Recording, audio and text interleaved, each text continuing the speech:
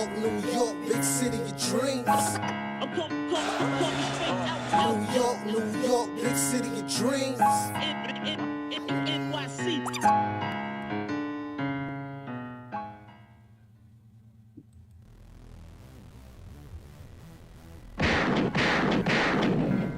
What's going on? This is Jay Ellis from the Knick Of Time Show, here giving you that Knicks talk just in the nick of time, and it's time to celebrate a Knicks win because the Knicks beat the lowly Detroit Pistons 140-110. No Cade Cunningham, no Jaden Ivey. Kevin Knox did not have some revenge game. No, Alec Burks didn't play the hero and drop 18 points off the point. No, I know Stewart is pissed that he got dunked on, but you gotta hold this L, Stewart, because the Knicks came through on Randall's birthday and took care of business. Randall gave you 36 points, 5 assists, 7 rebounds, only 2 or 4 from the free throw line, and did his thing. Could have went for 50 if Tibbs left them in, but the Knicks took care of it early. Grimes snapped out of his shooting slump, gave you 16 points, 6 rebounds, 2 assists, 2 steals.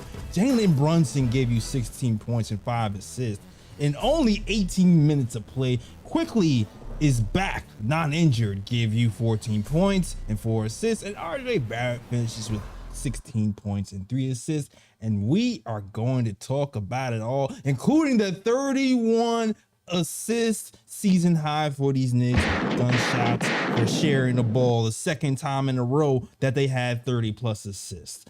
All right, so you're gonna talk about it all. Before I talk about it all, you know what it is. I gotta introduce my guy. I call him the Latin assassin. All right, my guy, Mr. ESPN contributor, Mr. Deadspin contributor, Mr. Posted and Toasting contributor, my man Lee Escobedo. Nasty Lee Escobedo. What's up, Jay Ellis? What's up, Knicks Nation? At the Time Show. Fritz, of course, the MVP. We had 2 wins today. My Knicks won tonight, and the U.S. men's soccer team won, beating Iran, which made me very happy. Me and a lot of people on Twitter were celebrating that. So great back-to-back wins today. I'm feeling good. Wear my Princess Di shirt. Let's go. Just for the hell of it, you know what I mean? Let's go. The real GOAT, the real queen. Let's go. All right, you got your Princess Di shirt. I got my Hillman College shirt on. Graduate from Hillman College. Baby, shout out to you guys who know. If you don't know, now you know. All right. And also shout out to my guys at Fubu TV. Click if you go to FubuTV.com/KOT. You can get MSG and watch the Knicks free for 7 days. And then if you pay, you can get Fubu TV. And other cable channels for you to watch, and other sports channels as well. And if you do that, you help the KOT show out because we get a portion of that. So shout out to Fubu TV. All right, let's get to it. Julius Randle said, all I want for my birthday is about 30 shots from 3. This is not exactly how the 2 Chainz song goes, but he made it his own. Came out the game, he shot 24 shots in 3 quarters. So he was gunning, was on the mission, and really couldn't be stopped. And these are the type of the games when you're watching Julius Randle, you start to really make, man, he can really be dominant sometime. And you just wish you could just bottle this, package it, and bring it to every single game. But I don't know. What did you think about Julius Randle's game? I already know you want to trade him. Yeah, I still do. It's funny. I was doing the recap tonight for Post and Toasting, which might have went live already. And I had a hard time not writing about, like, I'm watching this game, and I can't help but think about his trade value going up.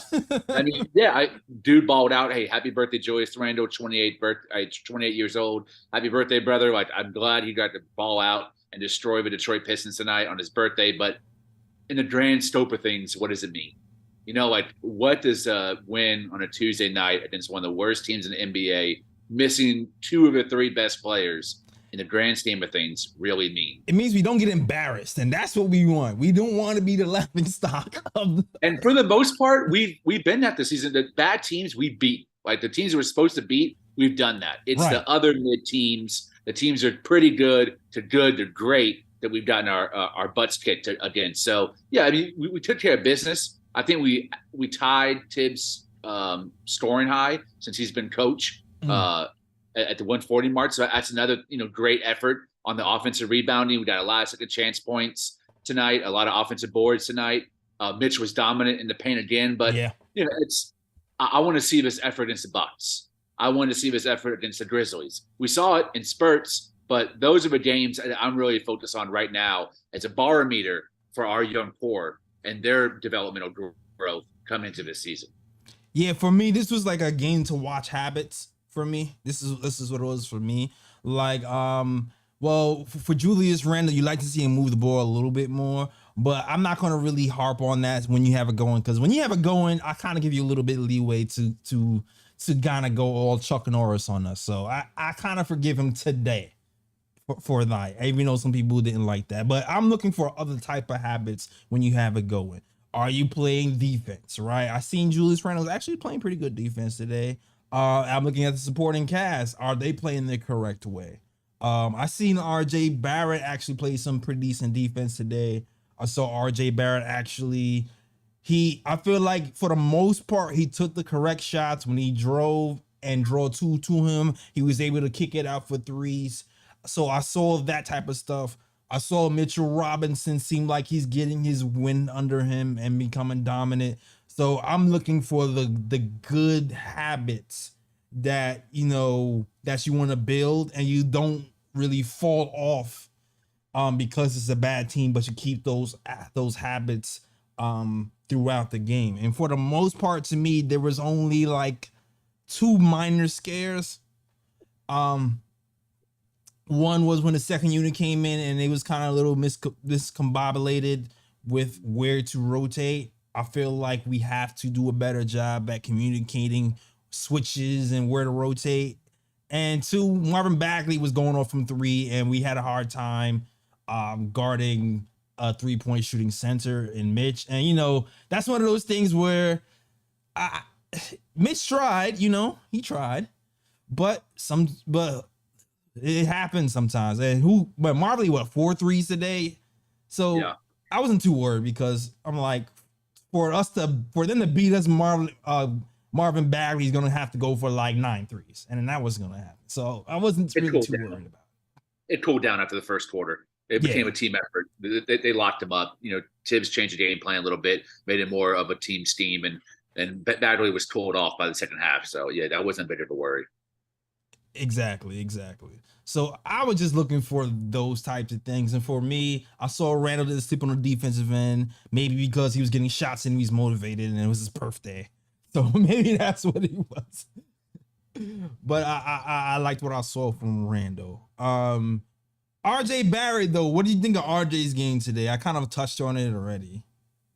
I feel like the game might be slowing down a little bit for him this year, even though he's struggling on his shooting splits. I feel like it's a little bit easier for him to get 16 this season than it was like 2 seasons ago. I feel like that he knows a little bit within the flow of the offense where to get his shots, when to shoot, when to deflect, when to pass off, when to find guys that are open. I think he's a little bit more in tune with that, but it's still like the fluidity of his shot and the consistency of it dropping is a struggle. And it's a struggle against a team that's really bad defensively in terms of the Detroit Pistons. Like, even when I looked at Julius Randle stats, you have to take it to a degree of reality that he's playing against one of the worst teams in the NBA, missing key starters, a team that's struggling to find the defensive identity with a coach that's pretty good defensively.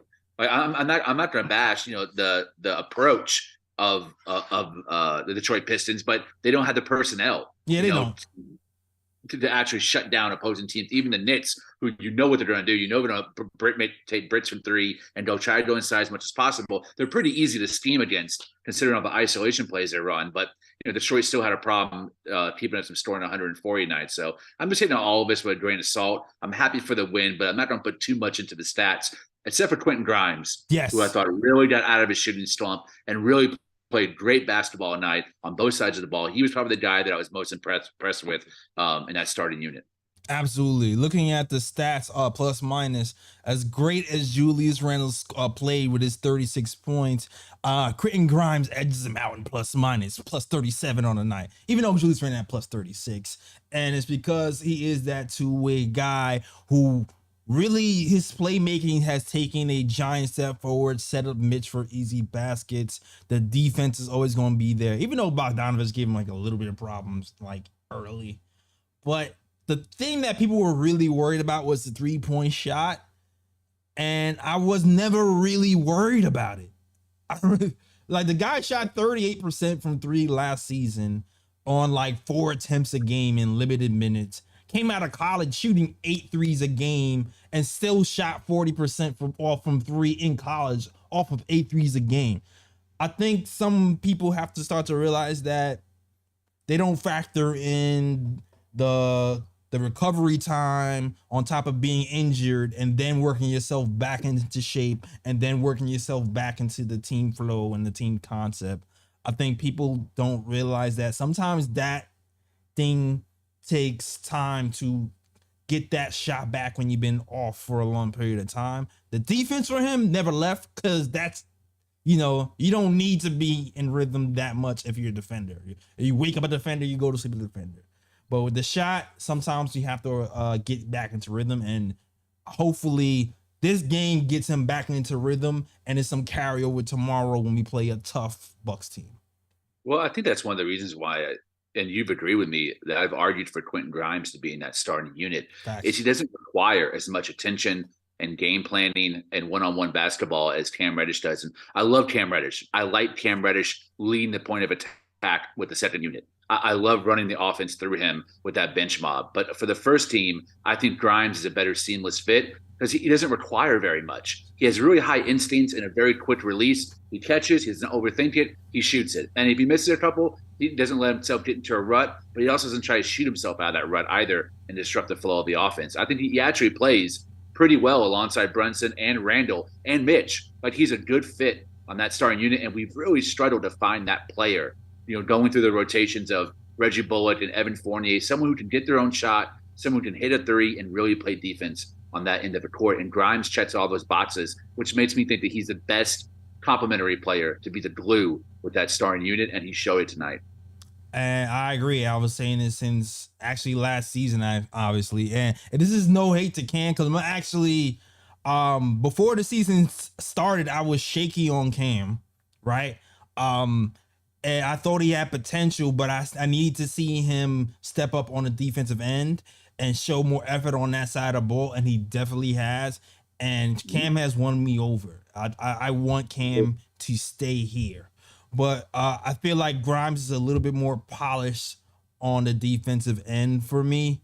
And like you said, he fits more seamlessly in with the starters because he doesn't demand as many shots. I think it's a matchup thing. I said this before. I think it's a matchup thing. When you have a wing guy who's a little bit taller or lankier, like when we play teams like the Celtics, and we have to like match up with Jason Tatum, I think those are the times I want to see a little bit more Cam. But for like games today, or for other matchups with a little bit of quicker guards and quicker wings, I think Grimes is the best matchup. And he also has taken a big step with his passing, and I think he fits in seamlessly, like Lee said. And I've been saying this since last season. So it's good to see it come to fruition, for sure. I wish they both could start. I would love to have opportunity for RJ to get a night of rest and start Cam next to Grimes and see what that looks like. Especially as a Pistons team, that even if you don't have RJ, the expectation is you should still beat them, especially when they're missing Ivy and Kate Cunningham. Like, this would have been an opportunity for, most coaches who have a modern train of thought to be able to give RJ a day of rest, which RJ never gets a day of rest. Randall does, but RJ doesn't. Sit him and let Randall with Grimes in the starting lineup. Why not? You still have Randall and Brunson. You still have a chance to win. Let's see what Cam can do, slide next to a guy who actually has a really pure three-point shot, open up the lanes for him to drive. I mean, I would love to have seen that, but Tibbs be tipping. Yeah, Tibbs be tipping sometime. And let me address somebody in the chat. Shout out to Greg. If you watched us all season, you know we are definitely not a Cam hater. We are on Cam's side, but Let me explain something to you about basketball and rhythm, right?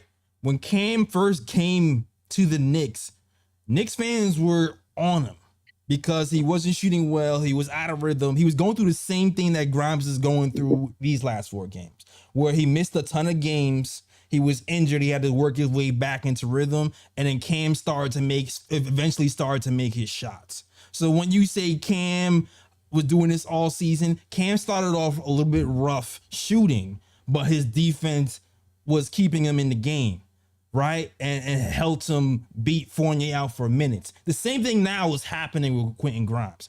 Quentin Grimes on the defensive end is making an impact, but the shooting is taking a little bit longer to come around, and now it's starting to come around. So this is not a Cam hate. We appreciate Cam here. This is just, fit where you think you want to go and, where we think this team should be going moving forward. So that's all I have to really say about it. But that's the best I can explain it to you. If you're going to get it, I don't know, man. I don't know what to tell you. If you don't get it, you don't get it after that explanation. All right. But shout out to the chat. Everybody's rocking the KOT show. Shout out to Picks for Timmy. Shout out to Samir Sariano. Shout out to Greg.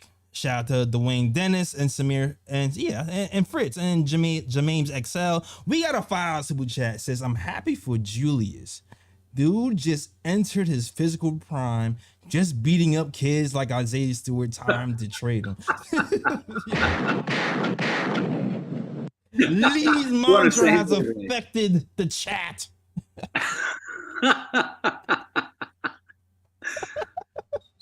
I'm on the same wavelength, brother.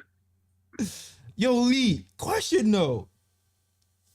Do you think, because it seems like with Jalen Brunson's here, right? Julius Randle has taken a backseat at times, and he's passing the ball a little bit around. He's not isoing as much. His usage rate is down. So the biggest question mark for Julius going forward right now is really the defense. That's the biggest thing right now.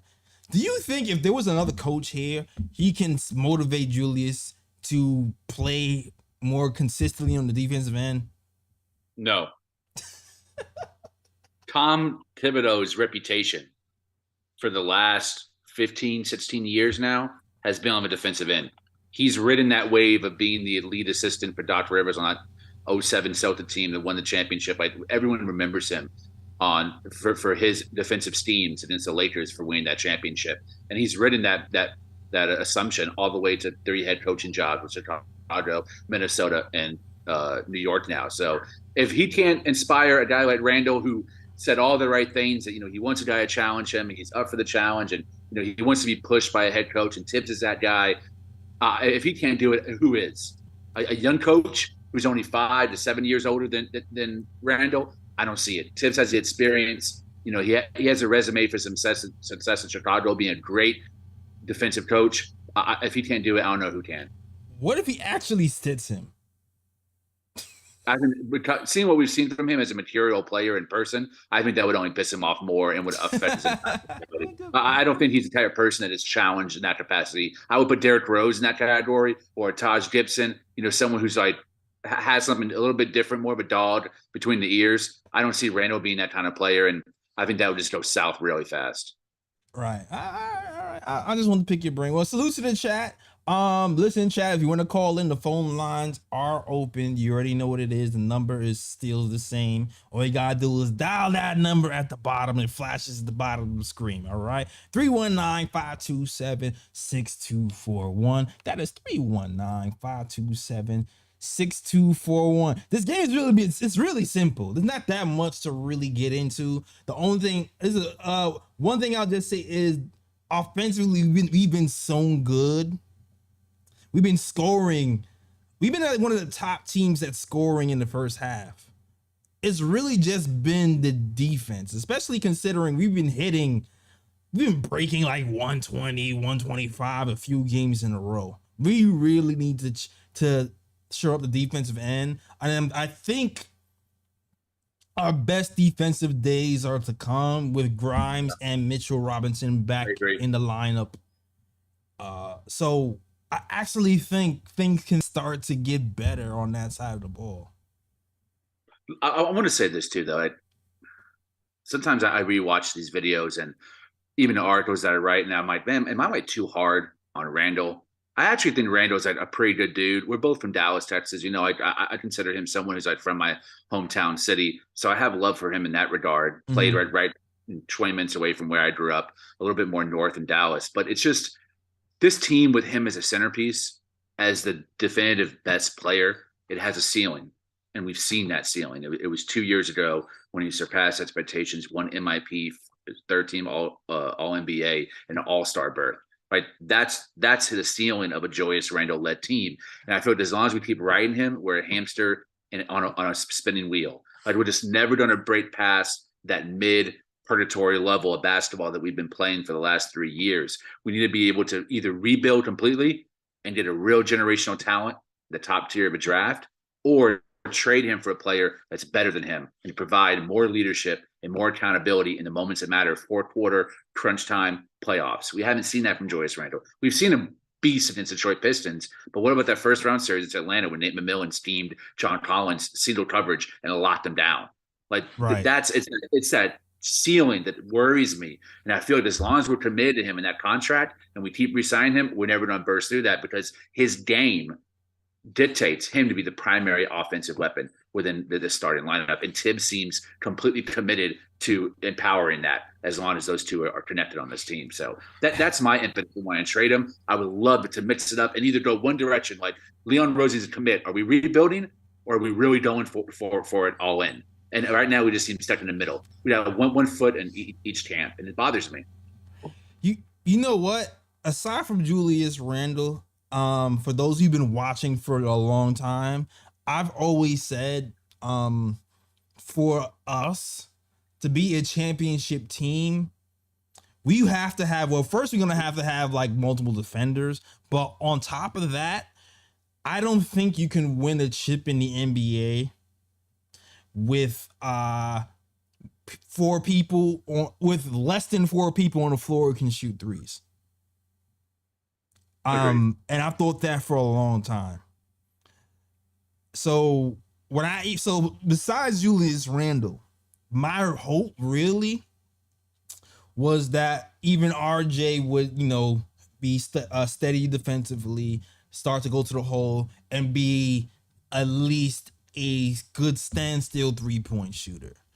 Now that Jalen Brunson is here and he is the head of the snake to me, our most consistent player, like we said, we kind of have to start to think about building around Brunson. And since Brunson's skill set is going to the hole, it's like, man, maybe should we put all 3-pointers around Brunson? Kind of like that. So that's where my brain is starting to go right now, Lee. Outside Well, of outside of just moving Randall, and I'm hoping, my heart still hopes that RJ even can hit that three and at least get to the hole and finish consistently, because I feel like that is a recipe for a championship team in the future. So, well, Jay, let's combine today's conversation with yesterday's conversation or 2 days ago about having a stretch five. Let's consider that at some point, I think the front office has to make a decision. Are we building around Randall or RJ? Even if the question is the second option. Let's say Brunson's our guy. Primarily we're thinking about drafting, trading, and signing guys to complement his skill set. But secondary is an RJ or Randall. Let's say we make the choice, and let's say we choose RJ. Well, right, that now, with your philosophy, you need four guys capable of hitting threes. RJ has shown that's not his strong suit. right. He might be a slightly below average 3-point shooter at best, in my opinion. I think that's the mean to his 4 seasons in the NBA right now. That gives you Grimes as one, Right. Brunson as another. Whoever fills that 4, it might be, if it's Obi's a sniper. Obi's your third. Where's the fourth? It means your center, Mitch, has to be a guy who's able to knock down a 3 to allow RJ to be able to be in his best position to score, which is in the driving lanes. And we cross our fingers and pray God and do a Hail Mary, he's able to finish around the bucket, as he hasn't this season. But that's the hope, which means there has to be at least an awareness by the front office that if we did the right players and we made that commitment, because we're not there yet, we're still teetotering on which direction we're going. But at some point, we don't have to make a decision on who's our starting center in terms of best complementing our two best players. And right now, I think it's okay to keep Mitch, but at some point, we might need to start thinking about it in a stretch five, depending on who we commit to and who we bring in the next year or two. Well, Lee, to be honest with you, I feel like the Knicks are in line with that thinking, and which is why Isaiah Hartenstein is even in this building right now, because Isaiah Hartenstein was shooting threes at a good clip last season. This season he's fallen off a cliff. I think their real thinking was bring a guy who kind of fits Tibbs' philosophy, a guy who can block shots, because he was like last season, well, he was like one of the top shot blockers at center. Now it wasn't the big time minutes and he was off the bench, but that was the stats for him. And on top of that, he was sitting three. So I think they were thinking already in that direction. Like, we'll get a guy in here who has that prototype, and maybe we can kind of buy low on him, bring him into the system, and then see if he works out long term. Good point. But I don't think he's worked out the way we thought or they thought so far. I think they were trying to kind of make him shoot more threes than he's used to. And I think we started to see that in the beginning of the season, but it just hasn't translated. So I think they're there, Lee. I really do think they're there. The hard experiment has just failed so far. I agree it has failed so far. I do think we should temper that with it's very early in the season. Right. We're barely at the first quarter mark. I think iHeart can turn around his three-point shot, but it's more than that. He also has to improve his rebounding. Because right now, of the three centers, he's the worst rebounder. In fact, of the five big men that get major minutes in Tibbs' rotation, he's the worst rebounder of that five between the three centers, Randall and Obi. So the first thing that he's got to do in order to earn more minutes or equal minutes to Mitch is improve his rebounding, especially on the defensive end, because he just boxed out and beat out in his positions time and time again, no matter who he's matched up against. Yeah. Stretch fives, traditional bigs, fours playing small, it doesn't matter. He gets beat out of position. But also, Tibbs needs to play him in better spots, utilizing his facilitation and his complementary passing as a primary or secondary facilitator on offensive sets. They're not using him in that capacity either. There's more to unlock with Hartenstein, in my opinion, than Sims or Mitch, because he has all these different components to his game, but he just don't have the right coach. Like, Tibbs is no Ty Lue. To me, Ty Lue's the best coach today. That's my opinion. If we had a different coach, I think we could utilize him better. You know what, Lee? Tibbs had Joakim Noah. Mm-hmm. And Joakim Noah was a center who can pass the rock from the center position. But when Joakim Noah started doing that, I believe Joakim Noah started utilizing that skill when Derrick Rose was injured. And I think that's the same thing that happened to Hartenstein when Hartenstein was with the Clippers. I think the Clippers, you already know Kawhi Leonard is a walking boot, Yeah. Paul George, the same thing. I think when the Clippers was looking around and going, where's my playmaking coming from? They said, you know what, Hartenstein can do it, and they use him as like a last resort. But when you have Brunson here, Quickly here, and other guys, it's gonna be weird saying, all right, we got Brunson, but let's get the ball out of Brunson's hands and give it to Hartenstein for 6 plays in a row. Like, I don't know if it's going to happen. I think it's only going to happen if it's by default, and if the point guard can't make plays, or you know what I mean. And I think that's how Tibbs has used them so far. When the point guard's not making plays, you got to try something else. We go to Hartenstein for like 2 plays. Joakim Noah was also like one of the best defensive bigs in the modern era. True. Of all time, too. Defensive player of the year, an elite rebounder, shot blocker. I mean, great timing defensively, ability to switch on all 5 positions in certain esteem. So I think that Tibbs had trust in him overall that allowed him to like expand his role on the offensive side. iHeart has not shown any of that, especially in rebounding and defense. The dude's gotten bully balled all season so far. So like I said, in order for Tibbs to unlock the other areas of his game, iHeart shows it needs to earn that by playing better defense and more attention to detail on rebounding, which really just about watching tape and working with the coaching staff on better positioning under the basket. So not leaking out so hard when one of his teammates goes in for the drive. He tends to leak out and want to go in to the other side of the ball, and he's got to stand his ground and really battle for the boards because when that second unit's in there, they're getting beat on offensive rebounding. So that's the real issue, I think, that I'm worried about. And I don't know if it's an Achilles thing or a strength thing or a mixture of both.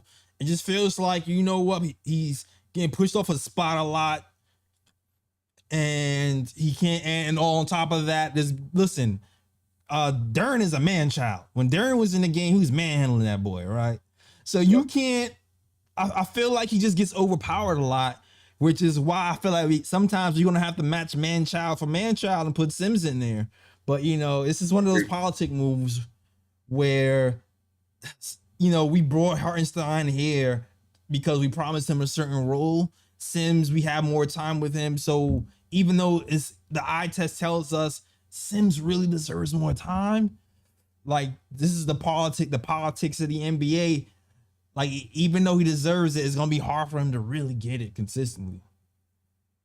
Yeah, I feel there's also not a good lineup for iHeart yet either. But he doesn't match well with Obi because of the rebounding deficiencies. He doesn't seem to complement Randall's game either. But it's not really like a 4 or a small ball 3, but can slot into the 4 that really complements iHeart's skill set yet. Where Sims and Mitch play well with almost every other big and forward that we have on the roster. iHeart still hasn't found that rotation that works well for his pros and cons. So it might take a little roster reshuffling, or to bring in a different guy or free up, whether it be Randall or RJ in a trade midseason.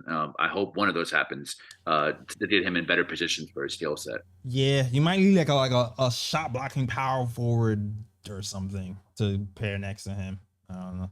Maybe, I don't know, who can shoot threes or something. Maybe do something like that. Maybe something like that would work. But as of now, he seems like he's hard to fit in our rotation. I don't know. Yep. Maybe, huh? I agree, and his 3 balls going down would help too with that. Oh, that would help tremendously. That would help tremendously. Well, Lee, you had me looking at the NBA centers list who hits threes. You had me looking at that like since that conversation. I mean, every team has won a championship in really the last decade. There was one team that I mentioned that didn't fit that profile. Now I can't remember who it was. What's funny too? I felt like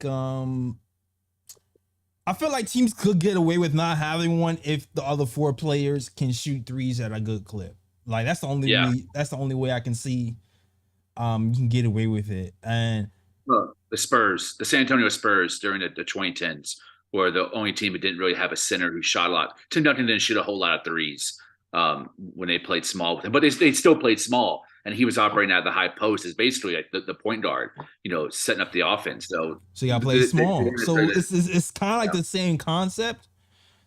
It's just like you got to have, if you don't have, this is kind of what I was saying yesterday.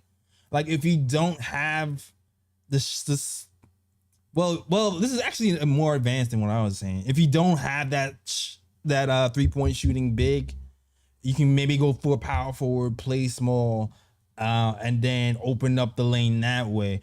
But the power forward has to be somewhat defensive for that to work. But that's the really alternative, and that's what the Golden State Warriors did and how they made that work. And if you don't play traditional, you better have like sharp shooting players surrounding them, like the 4 out that Stan Van Gundy ran in Orlando with Dwight Howard. That was really the last time that you saw a traditional center. Oh, and in the Laker team too, like they had shooters around him. They played small with Pau Gasol a lot, but when they had Bynum out there, Ron Artest, Derek Fisher, Kobe Bryant, like you had sharpshooters surrounding them, and they don't have that. So that's my worry. I think about this Knicks team and their deficiencies on the perimeter, on the forward spots, and I think about Mitch. I'm like, man, when is this going to actually work out on a positive note in terms of the spacing? Yeah, you know what it just is for our team? It's like you said, it's scary to trade Mitch right now because our team is so bad defensively and he just cleans up a lot of it. I agree. So it's scary to think about trading Mitch when you have having guys blow by them all the day. So it just is what it is. So I don't know, but good conversation, Lee. Shout out to you guys. Phone lines are open, but you guys are shy today. I think my regulars was like, I don't need to talk about this game. We'll be back for the Bucks. So Where's my pops at, man? I need my pops to call in. I know he's somewhere sneaky in the chat. My dad watches every single episode. I've been telling him, man, you gotta call in. I'm ready to talk. Yo, call in. Yo, Come on, pops. You know what? I know how to get pops talking. Let's do it. All right, pops. Next topic. Emmanuel quickly. Most hated. If you don't know by now, Lee's pops hates Emmanuel quickly. Yes, he does. But come on, pops. You have to admit, quickly is turning it around. Come on. Came back from a knee injury. Sore knee. He's starting to get to the hole a little bit more. Granted, this is like a low level team, but in general, the playmaking and the steadiness has gone up tremendously over the last few weeks. The shot just hasn't been dropping. Now the shot's starting to drop. And you know what Lee? You know what I noticed, Lee? What's Emmanuel quickly looks like he's copy pasting Jalen Brunson's game. Have you noticed that? Not a bad thing. If you don't plagiarize Brunson. Because that man knows what he's doing out there. Jalen Brunson's pace is masterful. Mm-hmm. He's a guy who'll look one way, go slow, change direction. Boom, crossover, change direction, look away, boom, dart to the basket. IQ has copy pasted things from other plays before. He's talked about how he was studying Damian Lillard in certain parts of his game before he was studying Trae Young sometimes when they was calling the fouls the way he was calling it. The last, I feel like week and a half, his change of pace is completely different than what I've used to seeing IQ play. Like he's really doing the stop and go, and for a guy like him who's quick, I think it's really starting to benefit him. And on top of that, he's starting to like throw his body and get that body control into people to draw those fouls. He's really done well, man. I'm liking what IQ's done for his game, and I hope that continues moving forward as well. Yeah, he's slowing down. I think he's slowing down his pace, not trying to overdo it. I think he was like trying to live up to the hype coming out of Kentucky that he was at a fast breakneck guard, and he had the floater game and the stop on a dime, pull up three, and he's realizing that the NBA pace is much different. He's playing against a lot bigger players. He needs to find his spots and rely more on the picks that his teammates are setting for him. And I like the defense. My dad finally has admitted the last time we hung out that his defense has improved. There you go. He's playing smarter off ball when he's paired with Brunson. He likes the Brunson IQ pairing, which I think we all do. That's actually, I would love to see that as part of a starting unit at some point. But yeah, I mean, I think it's a 3-point shot.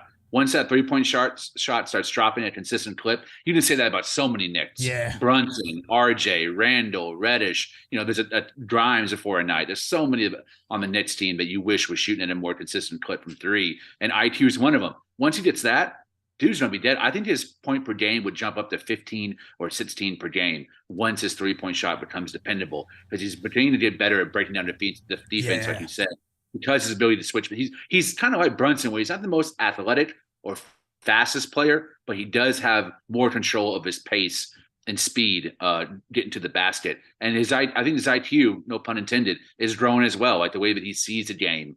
And making decisions in split seconds and transition is a little bit smarter to find guys, opposed to going all the way and getting fouled or not getting fouled and falling to the floor and missing. I'm loving the defense, loving the decision making. Just needs to improve that 3-point shot. Absolutely. I was looking at some. I think Srini was posting it, and he was talking about the best the highest 2-man combinations. Jalen Brunson and Emmanuel quickly have the highest 2-man combination on the team. So that was good to see. Also, IQ has the highest net rating on the team as well, and the highest off-on stats on the team. IQ every year seems to find these ways in these categories, whether he's shooting well or not.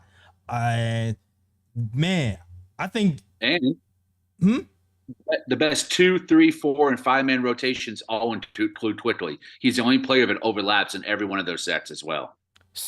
Crazy. I really want to keep. I'm a big IQ fan, man. I know we're gonna have to get rid of some of these players. That one might hurt to me, man, because you already know I'm IQ hive. But it seems to make the most sense moving forward that it's both Randall and RJ that are moved in order for us to free up cap space and keep the rest of our young core.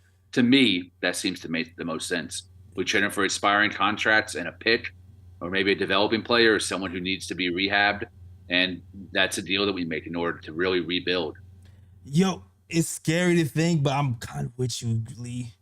Like, because we have everybody else, it's because IQ has the ability to guard and shoot and set people up. Even though the shooting skill hasn't come along for a full season, I still believe that can hit for him just because of all of his other shooting metrics from college to the free throw line. Like, I feel like all that has to hit eventually, and the confidence on top of that, and the work ethic. I feel like all that has to hit eventually. And like I said before, we need 3-point shooters in that starting lineup. So, man, either they have to develop a 3-point shot in that starting lineup, or we have to move for one. So, scarily, you might be right, Lee. You might be right, man. Yeah, what Grimes, Reddish, and IQ all have in common is they all can shoot the 3 ball, and they all defend at a very high level. And they're situational, like you mentioned early in the show. Depending on who you're playing, you can mix and match those guys in a starting unit to give you, the best possible chance on defense for whatever star you're facing that night. You can't really do that when you're overly committed to RJ Barrett at the 3 and Julius Randle at the 4. Right. My best case scenario, though, is for RJ to get together, start to hit the 3, and start to take the basket and do that stuff, because he's still young too. And I gave the Kemba Walker example before, because we don't see an all-star conversation had me start to look at who are guys who started to bloom later in their career. And Kemba Walker was the closest case I can find to RJ. And when he put up 20 points a game, but at the same time, at putting up 20 points a game, he was seen as a high volume guy who was shooting, under 30% from 3, under 40% from the field. And he didn't snap out of it until year 4. I'm praying that RJ Barrett kind of takes that same step as Kemba Walker does and finds some consistency. Because as you know, Kemba Walker became a lethal 3-point shooter later in his career. Yep. All right. Good analogy. Huh? That's a good analogy. Yeah. Yeah, I said it when nobody was watching, because I think we lost that game and it was on a Friday. So I was like, I have some good stuff here, but for all 3 of you guys who watched the episode, you got some good stuff.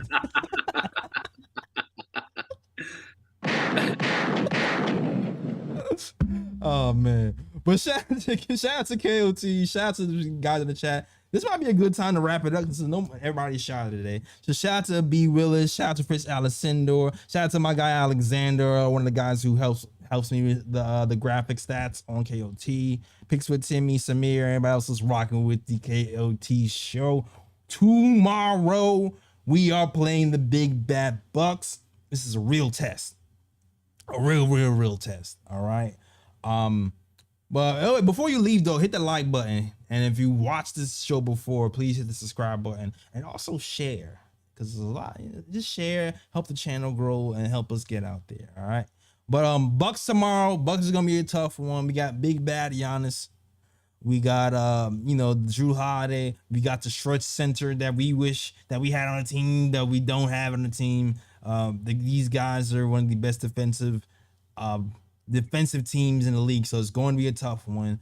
And Jalen Brunson in particular, I know he lost sleep because he played horribly versus the Bucks. I think he was like 3 for 10. Oh, it was awful. Yeah. I think it was 3 for 10 or something. So hopefully he looked at that film, studies it, and figures out how to play better tomorrow versus the Bucks. And we'll be here talking about it. All right. This is a good place to wrap it up. That is our show. So Lee, let them know where to find you, sir. Oh, that's not it. I want to give a RIP to my main man, Ferran Hunt, SMU Yeah. stand. My man was wave a day. You know, I'm gonna reach out on Twitter because he was one of my favorite players that never played. But my girlfriend and I, she's a SMU graduate. We used to watch every game for Ferran Hunt's career while he was at SMU. Loved watching him here in Dallas. I hope he gets picked up by somebody, one of those other NBA teams out there. Does he? I mean, he's a 3-and-D guy. He can give you a solid 10 minutes off the bench. Plenty of teams could use him. But yeah, I hope it's one NBA team picks him up. It was fun while he lasted. He seemed to be good friends with Jericho Sims, so I hope Sims ain't too sad. But yeah, I had five stories dropped today on Deadspin, man. Jeez. Been writing my ass off. Yeah, I've been in beast mode, and I'm not sure if the recap is up yet on Posting and Toasting, but it should be. I dropped one in the chat that I was proud of, so you guys enjoy. I appreciate all the support you guys give me on Twitter and my writing, especially Jay Ellis. Thank y'all. I appreciate it, man. Yo, Lee is a phenomenal writer. Definitely gotta check his stuff out. Appreciate y'all. Listen, man. Hopefully, look, KOT grows bigger and better, and he'll add KOT to his contributions. All right. I already am, bro. I'm here with you, rocking on this podcast. Exactly. I mean, writing contributions as well. That's what I mean. But shout out to Hunt. Hold on a second. And let's see. All right, so you already know the drill, man. You know where to find us. Get those KOT snapbacks. I actually need to put it on sale for Christmas. But get those KOT snapbacks at nicktimeshow.com. All you gotta do is go to nicktimeshow.com and hit catalog. Also, follow us on Twitter, Instagram, and Facebook at the KOT Show on Twitter, the Knick of Time Show on Facebook and Instagram as well. Also, listen to us on SoundCloud, iTunes, Google Play, and Stitcher and Spotify. If you enjoy this show, help us out. Leave a review on Apple. Give us 5 stars and tell them how much you love the KOT show. All right, cool. That was our show. Good show, Lee. Good show, Jay Ellis. Good talk. We will be back. And you know what, guys? You already know the drill. As always, shout out the Worldwide West. Everywhere we go, we leave a worldwide mess. It's a mess out here in these Knicks YouTube and Twitter streets. That's our show. We out of here. Peace. York, New York, big city of dreams. New York, big city of dreams.